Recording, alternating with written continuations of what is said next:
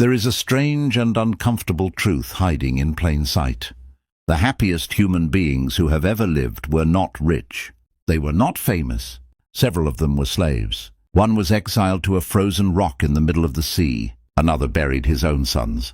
And yet these men wrote words so calm, so steady, so quietly joyful, that 2,000 years later, millionaires, therapists, athletes, and soldiers still read them at 3 a.m., searching for peace they cannot buy. What did they know that we don't? Because somewhere between the promotion you got and the empty feeling that followed, between the perfect vacation photo and the anxiety that crept in the moment you landed home, a question has probably crossed your mind. Why does more never feel like enough? Why do some people with so little radiate a kind of calm you can't seem to find no matter how much you accumulate?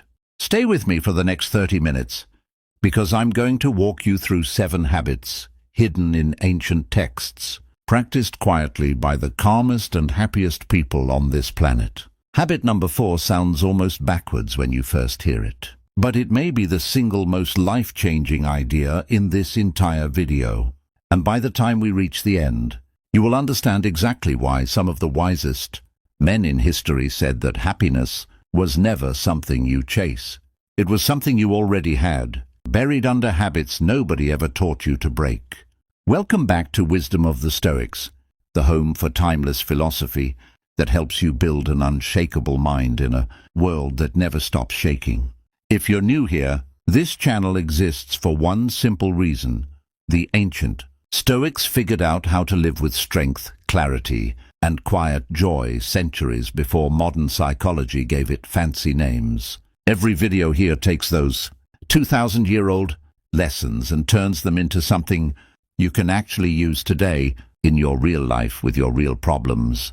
So if that sounds like something you need, hit subscribe and turn on notifications, because a new piece of this puzzle arrives regularly, and you won't want to miss where this one is going.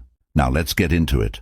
Think about the last time you felt truly, deeply content.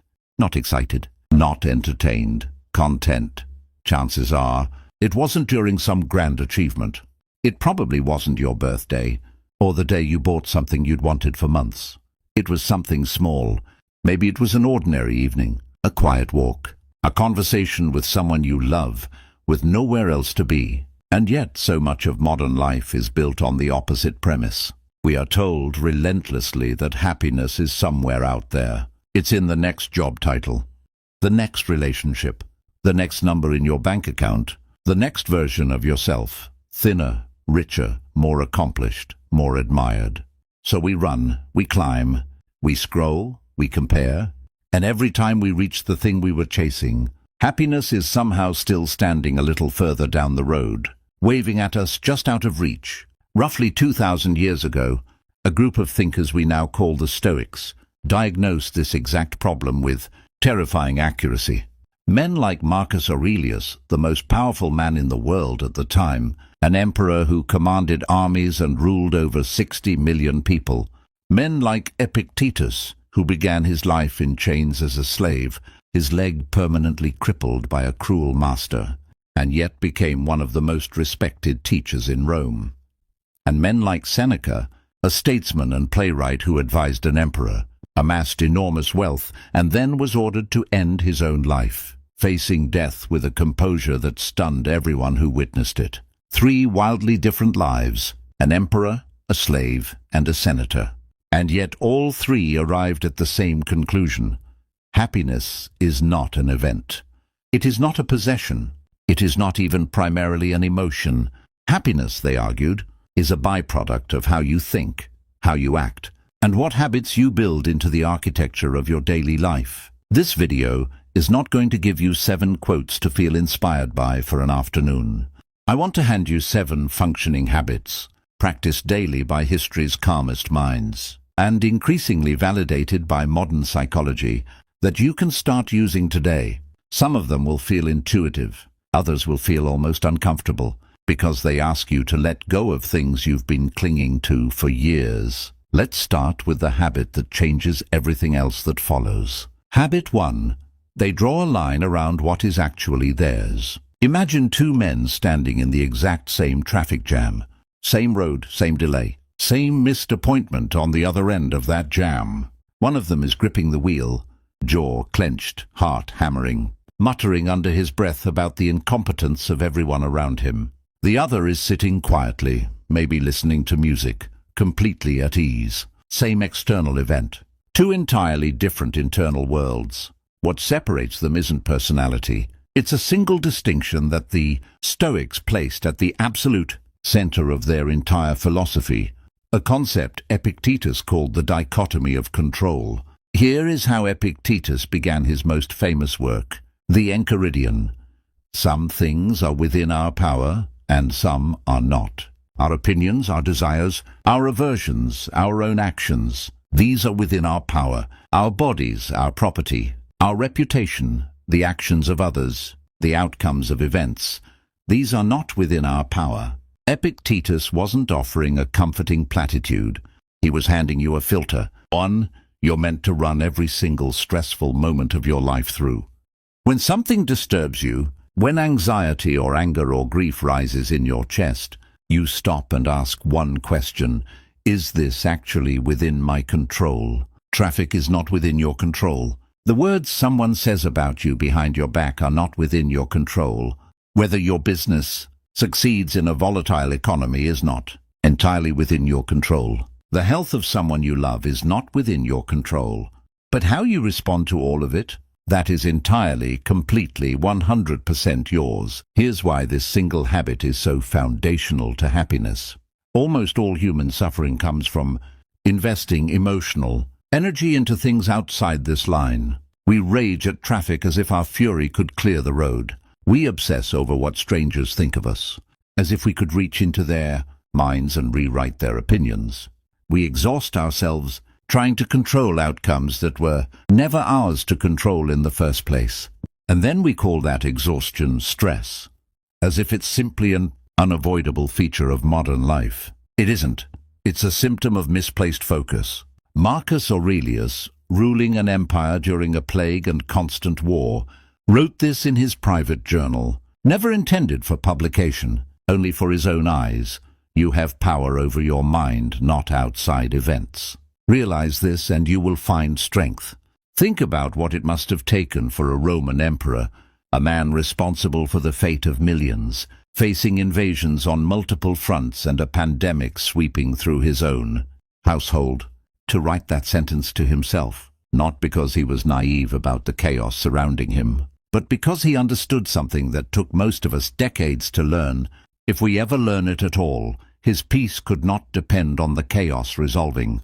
It had to come from somewhere else. Modern psychology has essentially rediscovered this idea and given it new names. Cognitive behavioral therapy is built substantially on the premise that our emotional reactions are shaped less by events themselves and more by our interpretation of those events. Locus of control research consistently shows that people who believe they have influence over their own responses report significantly higher life satisfaction than those who feel like passengers in their own lives. The ancient insight and the modern data are pointing at the exact same door. So here is the practical version of this habit, the version you can start using today. The next time you feel that familiar surge of frustration, whether it's a cancelled flight, a rude comment, a decision that didn't go your way, pause for 3 seconds and silently ask, is this mine to control? If the answer is no, you're not obligated to keep fighting it in your mind. You're allowed to set it down, not because you don't care, but because caring about something you cannot change only manufactures suffering with no corresponding benefit. If the answer is yes, if it genuinely is within your control, then that's your invitation to act calmly and deliberately instead of spiraling. I want you to try something before we move to the next habit. Think of one thing right now that has been quietly stressing you out this week. Got it? Now ask yourself honestly, is that actually within my control? Or have I just been carrying weight that was never mine to carry? Drop a comment below with just one word, either mine or not mine. I read these, and I promise you, seeing how many people are carrying weight that was never theirs might be exactly the reminder. Someone else scrolling through these comments needs today. This first habit is the foundation everything else in this video is built on. Because once you stop wasting your energy on what you cannot control, something remarkable happens. You suddenly have an enormous surplus of energy left over for the things you actually can influence.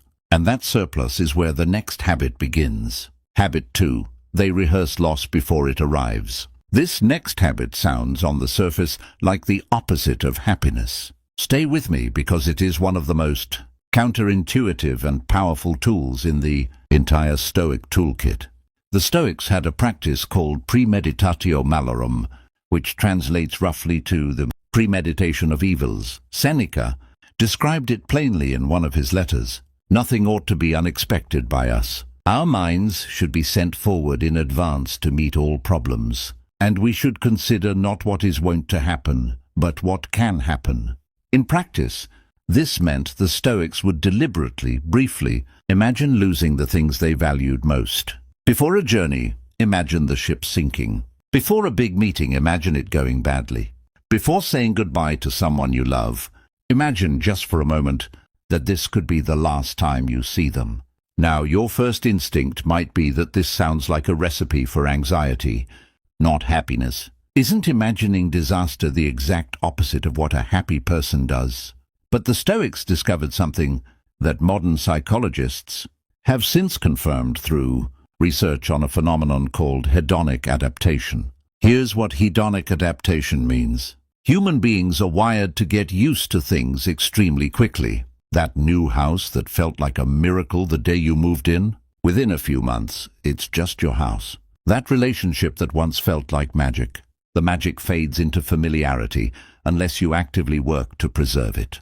Even lottery winners, studied extensively by researchers, tend to return to roughly their previous baseline of happiness within about a year, because the human brain adapts to almost anything, good or bad.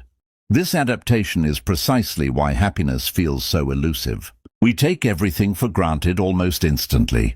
We stop seeing our health, our relationships, our safety, our basic comforts, because familiarity makes them invisible. Premeditatio malorum is a deliberate interruption of that process. By briefly imagining the loss of something, you make it visible again. You remember its value. Not because you're inviting tragedy into your life, but because you're refusing to let comfort make you blind to what you already have. Here's a story that captures this perfectly. Marcus Aurelius, before he became emperor, was taught by his Stoic tutors to greet each morning by reminding himself of the difficulties the day might bring. I shall meet with the busybody, the ungrateful, the arrogant, the deceitful. But he didn't stop there in despair. He used that mental rehearsal to prepare himself to meet those difficulties with patience rather than shock. When the difficult moment actually arrived, it didn't ambush him. He had already met it in his mind hours before. There's a deeply human, almost unbearably tender version of this practice too. Imagine just for 30 seconds right now that today was the last day you would ever get to speak with someone you love. Not because anything is wrong, just imagine it. Feel how differently you would listen to their voice, how much more patient you'd be with their small annoying habits, how much you'd want to tell them instead of assuming there's always tomorrow. That feeling you just experienced. That's not sadness, that's clarity, and it's available to you every single day for free. The moment you stop assuming, the people and things you love are guaranteed to remain exactly as they are. This is why the happiest people, the calmest and most grateful people you'll ever meet, often aren't the ones who have experienced the least loss. Frequently it's the opposite. People who have brushed against real loss, a serious illness, a close call, the death of someone dear, often describe a strange gift buried inside the grief, an inability to take ordinary Tuesdays for granted anymore. The Stoics figured out how to access that same clarity without needing tragedy to force it on you. I want to be careful here, because this habit is easy to misuse. Premeditatio malorum is not meant to be practiced obsessively, and it is absolutely not a tool for people already struggling with anxiety or catastrophic thinking to lean on unsupervised. It is a brief, deliberate exercise, 30 seconds, maybe a minute, not a spiral. If imagining loss ever starts to feel consuming rather than clarifying, that's a signal to step back and talk to someone you trust, or a professional, rather than push further into it alone. Used correctly in small doses, this habit becomes a kind of gratitude accelerant. Try this tonight. Before you fall asleep, spend 30 seconds imagining your life without one specific thing you have right now: your health, your home, a person you love. Then open your eyes back into reality, where you still have it. Notice what that does to your chest. If this idea is landing with you, let me know in the comments which version hit hardest. Imagining the loss of a person, or the loss of something material. I think the answer says a lot about what we actually value versus what we spend most of our energy chasing. Habit 3. They treat their mind like a fortress, not a hallway. Let's talk about something Marcus Aurelius called the inner citadel. A citadel, historically, was the fortified core of a city, the last line of defense. Even if enemies breached the outer walls, even if the streets outside were overrun, the citadel remained standing, impenetrable, untouched. Marcus Aurelius used this image to describe the human mind. No matter what chaos surrounds you outside, he argued, your inner citadel, your capacity to choose your own judgments and responses, can remain sovereign, untouched by external events, if you choose to defend it. Here's the problem most of us have. We treat our minds like hallways instead of fortresses. Every stray comment, every notification, every bit of bad news, every rude stranger, walks right through, tracks mud across the floor, and leaves whenever it wants, while we stand there rearranging the furniture to accommodate the mess. Marcus Aurelius lived through a genuine hallway of horrors, wars on multiple fronts, a devastating plague, likely smallpox, that killed an estimated 5 million people across the empire, including members of his own family. Constant political betrayals, including a rebellion led by one of his own trusted generals. And yet, reading his private journal, the Meditations, what strikes you isn't despair. It's a man actively, deliberately, sometimes visibly struggling to keep his inner citadel standing amid all of it. He wrote to himself, "It is not death that a man should fear, but he should fear never beginning to live." He wrote, "How much more grievous are the consequences of anger than the causes of it." He wrote in perhaps his most famous line, "You have power over your mind, not outside events. Realize this and you will find strength." These weren't abstract philosophical musings for an academic audience. This was a man in the middle of a genuine catastrophe, coaching himself back to his fortress every single night. So how do you actually build an inner citadel in your own life? The Stoics offered something they called the discipline of assent. In simple terms, it means recognizing that between any event and your reaction to it, there is a gap, a space where you get to choose what you will assent to, or agree with about that event. Someone insults you. That's the event. Your mind immediately wants to generate a story. They're right. I really am inadequate, or how dare they? I'll never forgive this. But the Stoics would say, pause in that gap.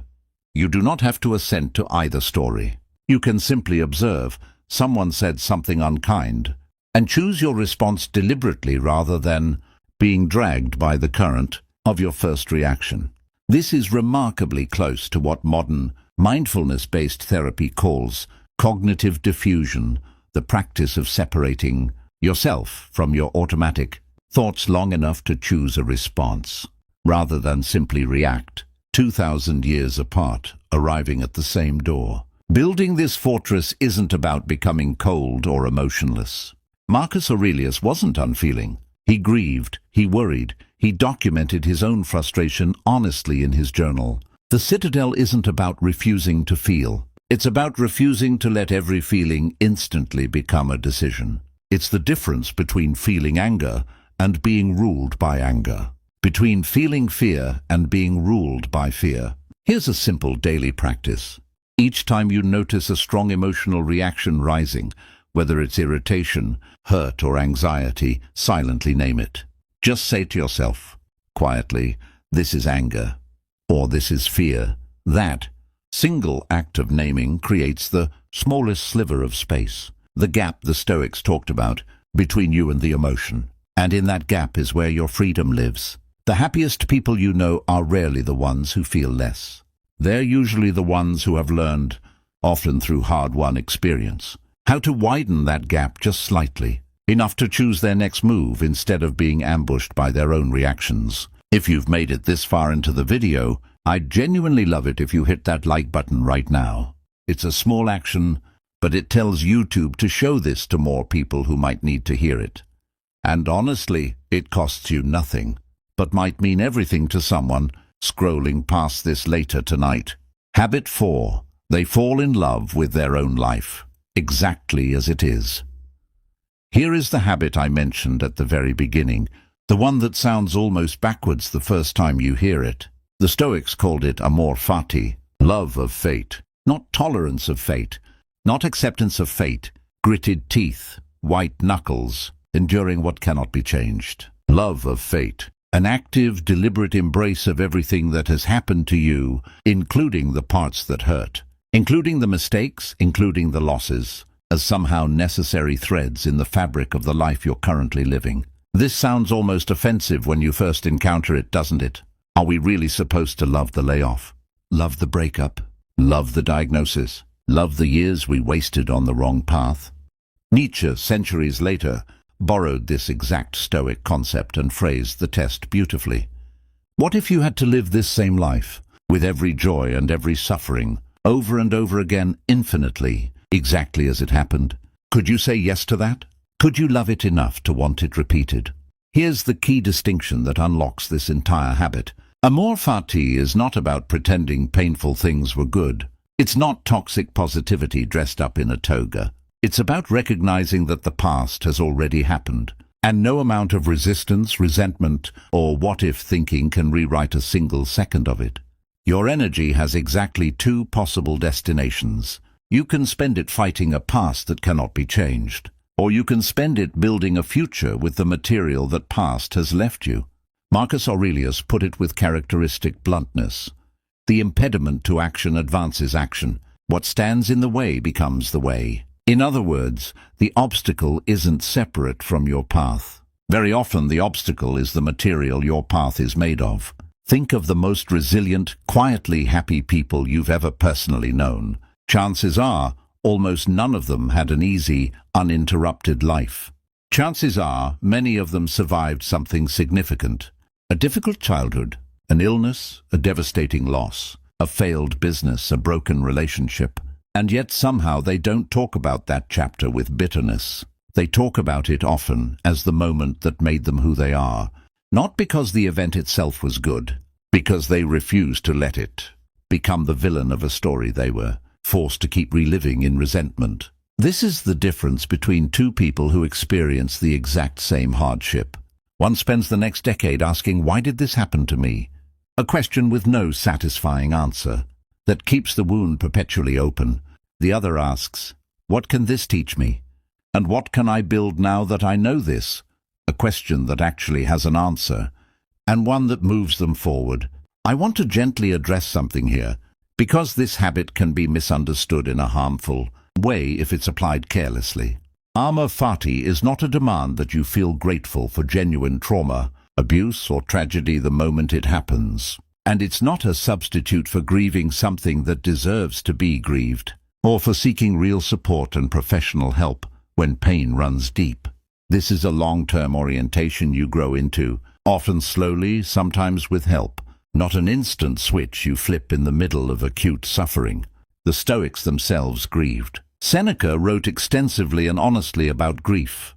This habit is about where you eventually choose to place your energy once the immediate wound has had time and space to be tended to, not a denial that the wound exists.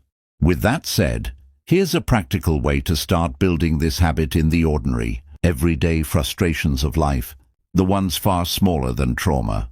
The next time something goes wrong, a plan falls through, a mistake gets made, a door closes, try asking out loud if you can, "What does this make possible now?" That wasn't possible 5 minutes ago. You'll be surprised how often an honest answer exists, even if it's small. Missing that flight might mean an extra conversation with a stranger who changes your perspective. Losing that job might mean finally building the thing you'd been too comfortable to start. This is the habit that separates people who are perpetually waiting for their real life to begin once circumstances improve, from people who have quietly decided that this, right now, exactly as it is, imperfect and unfinished, is already the real life worth loving. What's one moment in your life that felt like a disaster at the time, but that you can now honestly say you're grateful happened? I'd genuinely love to read these in the comments. Sometimes the most powerful thing on this entire channel isn't anything I say. It's watching hundreds of strangers remind each other, through their own stories, that the worst chapters aren't always the final verdict. Habit 5. They remember that time is the only currency that never refills. Here's a question worth sitting with honestly. If I offered to trade you an extra 10 years of life in exchange for every dollar in your bank account, would you take the deal? Most people, when they actually stop and think about it, say yes instantly. And yet, watch how most of us actually spend our days. We protect our money obsessively, we budget it, we invest it, we agonize over losing even small amounts of it. But we spend our time, the one resource we cannot recover no matter how successful we become, with almost total carelessness. Hours vanish into distraction. Entire evenings dissolve into anxiety about things outside our control, which we already discussed in Habit 1. Years slip by while we wait for some future moment when we'll finally start really living. Seneca wrote an entire essay on exactly this problem, called On the Shortness of Life. His argument was radical for its time and remains radical today. Life isn't short. We make it short by wasting it. He wrote that people are extraordinarily protective of their property, their money, their possessions, but shockingly careless with the one thing that's actually irreplaceable, their time, giving it away freely to anyone who asks for it, to distractions, to grudges, to activities that leave nothing behind. This is closely connected to a second Stoic concept, one that sounds morbid at first but is actually one of the most life-affirming ideas in the entire philosophy. Memento mori. Remember that you will die. Roman generals, according to tradition, would have a servant whisper this phrase to them during their victory parades. At the exact height of their glory and public adoration, remember, you are mortal. Not to depress them, to keep them honest, to remind them that status, applause, and accomplishment are ultimately temporary, and that the only thing that truly matters is how they spend the finite days actually in front of them. Marcus Aurelius kept this awareness close at all times. He wrote, "You could leave life right now. Let that determine what you do and say and think." This wasn't a call to despair. It was a call to urgency and clarity. If you genuinely internalize that your time here is finite and uncertain, would you really spend another evening scrolling mindlessly through content that makes you feel worse about your own life? Would you really put off telling someone you love them or reaching out to repair a relationship for one more month, one more year? Here's what's fascinating. Research on people who have survived near-death experiences or received serious health diagnoses consistently reports the same psychological shift, a sudden sharpened clarity about what actually matters, a newfound intolerance for pettiness, grudges, and time-wasting. Relationships they'd neglected suddenly become urgent priorities. Work that felt meaningless suddenly gets re-evaluated.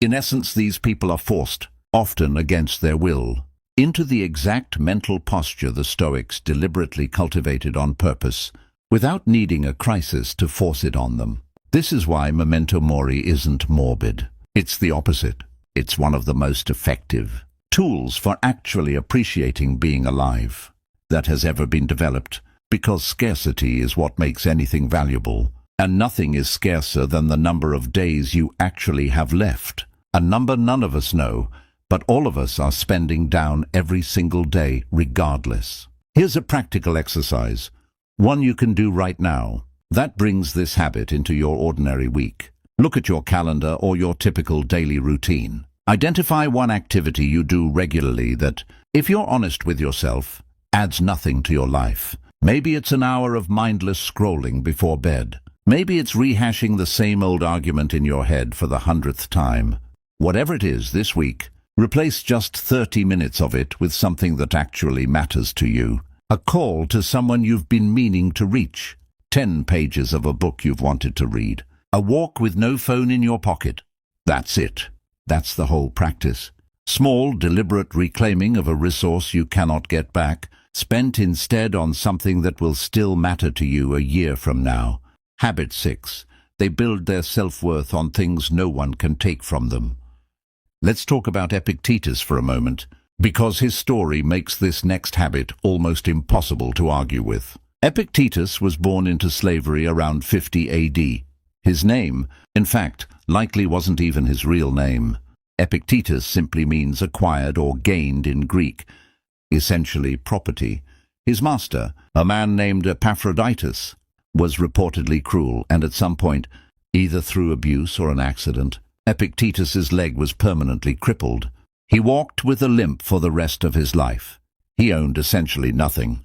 He had no political power, no wealth, no physical freedom for a significant portion of his life. And even after eventually gaining his freedom, he lived with extreme simplicity, famously teaching that he required almost nothing beyond a simple hut and a lamp.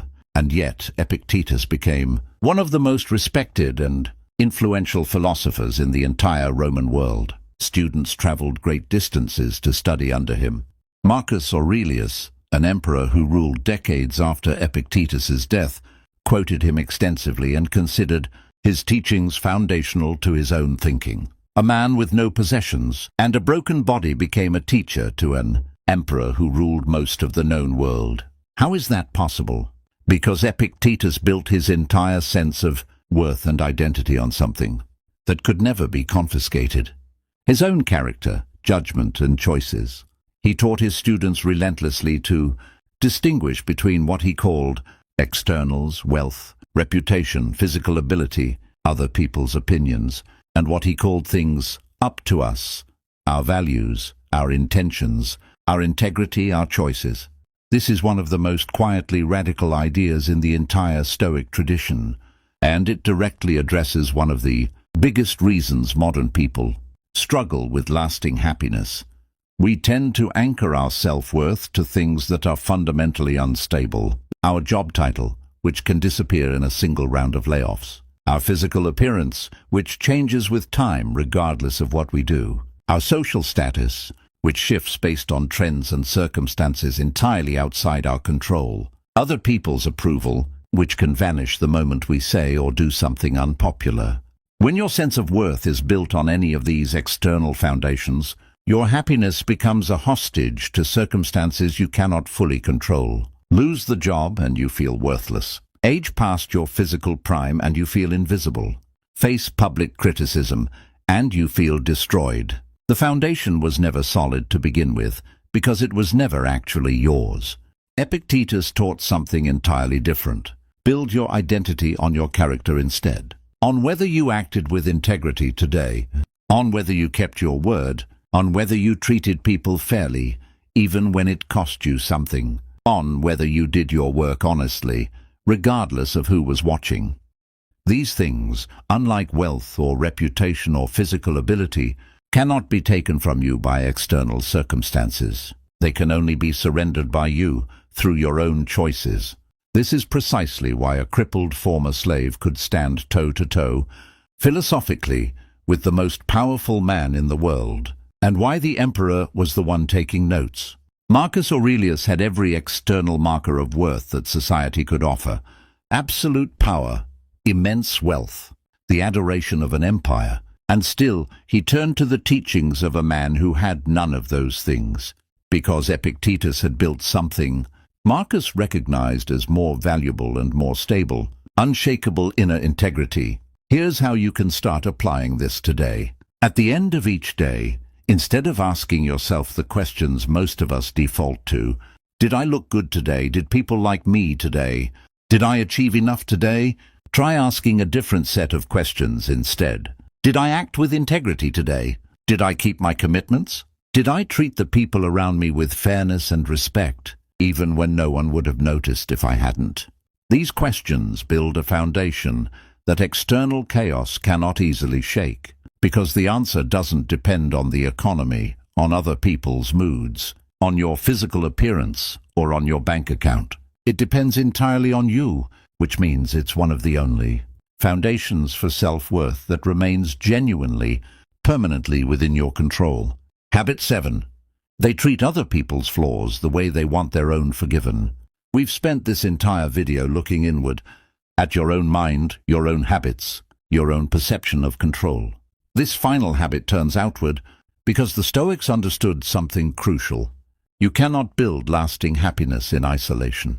How you relate to other people, especially the people who frustrate, disappoint, or hurt you, has an enormous impact on your own inner peace. Marcus Aurelius opened many of his private journal entries with a version of the same reminder, preparing himself for the people he was about to encounter that day.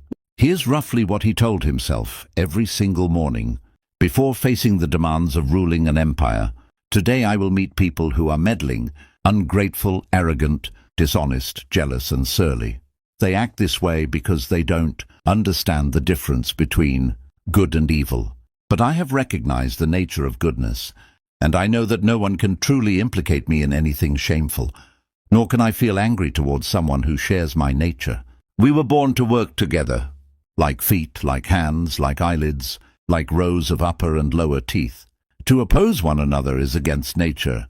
Read that again. This was the private journal of the most powerful man alive, mentally rehearsing patience and forgiveness for the difficult people he was about to encounter, before he'd even left his bed in the morning. Why would an emperor bother doing this? Because Marcus understood something profound. Anger and resentment toward others don't punish the other person nearly as much as they punish the person carrying them. He wrote elsewhere, "How much more grievous are the consequences of anger than the causes of it?" Think about the last time someone genuinely wronged you. Maybe they were unfair or unkind, or simply incompetent in a way that cost you something. Now think about how much time you spent afterward, replaying the moment, rehearsing what you should have said, feeling that hot flush of resentment resurface hours, or even days later. That person, in most cases, has completely forgotten the interaction and moved on with their evening. You're the one still carrying it, still paying an emotional tax on an event that's already over. The Stoics weren't suggesting you become a doormat, or that you should never set boundaries, or that injustice doesn't matter. Marcus Aurelius ruled with real authority and made real decisions, including difficult ones. This isn't about permitting mistreatment. It's about recognizing that carrying resentment is a form of self-punishment for someone else's behavior, and that forgiveness in the Stoic sense isn't primarily a gift you give the other person. It's a decision you make to stop paying rent, in your own mind, to an event that's already in the past. There's a beautifully practical piece of Stoic wisdom here, too, the idea that most people who wrong us do so out of ignorance, not malice. They genuinely believe in the moment that what they're doing is reasonable or justified, or simply don't know any better. This doesn't excuse harmful behavior, but understanding it can drain the personal sting out of it. The rude stranger at the store isn't plotting against you specifically. The colleague who took credit for your idea likely convinced themselves it was deserved. Understanding this doesn't mean tolerating harm. It means recognizing that most unkindness comes from someone else's limitation, not evidence of your own worthlessness. Seneca offered a wonderfully practical technique for managing anger before it takes hold. Delay. He suggested that when you feel the first flash of anger rising, you should deliberately give yourself time before responding, even a short pause, because in that gap, the initial intensity naturally fades and clearer judgment has room to return. This is remarkably consistent with what modern research on emotional regulation has found. The initial surge of an intense emotion typically peaks and begins subsiding within about 90 seconds. If you don't feed it further with escalating thoughts, Seneca figured this out, in essence, roughly 2,000 years before any laboratory confirmed it. Here's your practice for this habit. The next time someone frustrates or hurts you, before reacting, try silently asking, what would I want if I were the one who made this mistake? Would I want to be defined forever by this one moment? Or would I want a chance to be understood and maybe even forgiven? Extending that same grace outward, not because the other person necessarily deserves it, but because carrying constant resentment is a weight you don't have to keep lifting, is one of the quietest, most consistent habits shared by genuinely happy, peaceful people. Let's step back for a moment and look at what we've actually covered.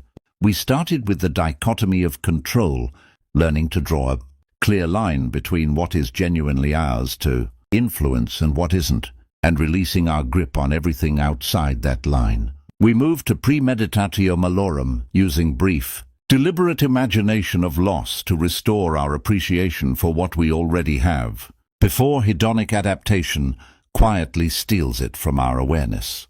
We explored the inner citadel, the practice of defending a small but sacred gap between events and our reactions to them. We confronted Amor fati, the radical decision to stop fighting a past that cannot be changed and instead build forward with whatever material that past has left us.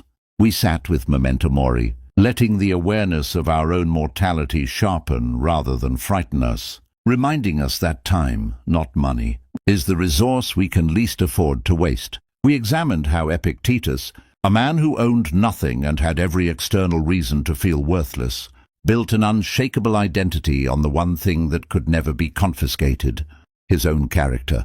And we finished with the outward-facing habit of releasing resentment, recognizing that forgiveness is often less about the other person and more about refusing to keep paying an emotional tax on events already in the past. Notice something about all 7 of these habits. Not one of them requires more money. Not one requires more time in the day, more followers, more status, or more approval from anyone else. Every single one of them is available to you, starting today, regardless of your circumstances, because every single one of them is fundamentally about where you choose to direct your attention and your judgment. The one resource the Stoics insisted was always entirely within your control.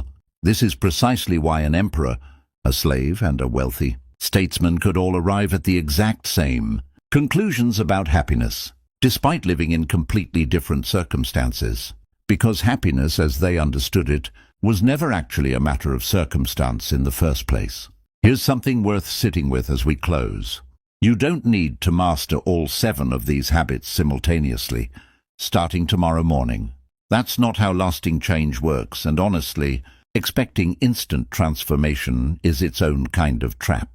Another way of chasing something out there, instead of building something steady, day by day. Pick just one. The one that resonated with you the most as you listened. Maybe it was the dichotomy of control. Maybe it was Amor fati. Maybe it was releasing resentment towards someone who's been occupying too much space in your head. Whichever one it was, practice just that single habit this week. Not perfectly, just consistently. Notice what shifts. And then, when you're ready, come back and add another. The happiest people on this earth were never the ones who had the fewest problems. They were the ones who built the strongest, most consistent habits for meeting those problems.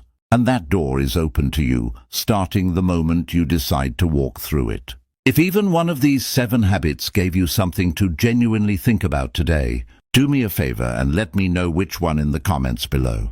I read every single one, and honestly, this community's reflections often teach me as much as the philosophy itself does. If this video added real value to your day, consider tapping that like button. It's the single biggest factor in whether YouTube decides to show this to someone else who might desperately need to hear it today. And if you know someone who's been quietly struggling to find peace, someone chasing happiness in all the wrong directions, consider sharing this video with them directly. Sometimes the right words landing at the right moment can shift the entire trajectory of someone's week or even their year.